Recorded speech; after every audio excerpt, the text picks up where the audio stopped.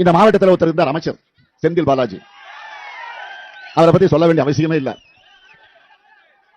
ஏற்கனவே 15 முறை அமைச்சரவை மாத்தினப்போ இவரை மட்டும் மாற்ற மாட்டாங்க. அந்த அளவுக்கு ஒரு முக்கியத்துவமான அமைச்சராக இருந்தார்.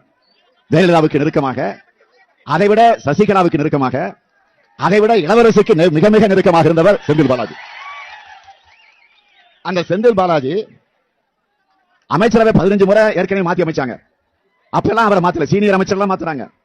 ஆனா இந்த ஜூனியர் அமைச்சர் மாத்திரம் மாத்திர.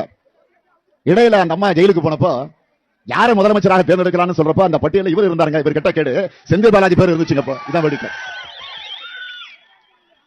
ஆக இன்னைக்கு பாத்தீங்கன்னா அவர் மட்டும் இல்ல, ஒட்டுமொத்தமாக பாலாஜியினுடைய தம்பி இந்த கரூர் மாவட்டத்தை தன்னுடைய கட்டுப்பாட்டில் வச்சிருக்கிறாரு. கட்டுப்பாடுனா கொள்ளையடிக்கிறதுல, ஊழல் செய்யறதுல, லஞ்சம் வாங்குறதுல, அந்த கட்டுப்பாட்டில் வச்சிருக்கிறாரு. ஆள் கடத்தல், நில அபகரிப்பு புகார்கள் எல்லாம் இன்னைக்கு நீதிமன்றத்தில் இருக்கு. அதே மாதிரி பேருந்துகளுக்காக ஒரு கருவி வாங்கினாங்க, டிக்கெட் கொடுக்கிறதுக்கு ஒரு கருவி, ஜிஎஸ்பி கருவி. அந்த கருவியில ஊழல் நடந்திருக்குன்னு சட்டமன்றத்தில் நான் தான் ஆதாரத்தோடு எடுத்து பேசினேன். இது வரைக்கும் முறையான மறுப்பு கிடையாது. அது மட்டும் இல்ல, பொறியியல் படிச்சுக்கிட்டு இருந்த ஒரு இளைஞன் கோகுல் என்பவரை கடத்தி அவனை கொலை மிரட்டல் செஞ்சு அவனுடைய சொத்துக்களை எல்லாம் பறிமுதல் செஞ்சு அவன் அதற்கு பிறகு அந்த குடும்பத்தை சார்ந்தவர்கள் நீதிமன்றத்துக்கு போய் அந்த பிரச்சனை இப்ப நீதிமன்றத்தில் இருக்கு. இப்ப எங்க இருக்காருன்னு தெரியல. அந்த கோகுல் தலைமறைவாகி எங்க இருக்கிறார் என்று தெரிய முடியாத நிலையில இன்றைக்கு இருந்து கொண்டிருக்கு.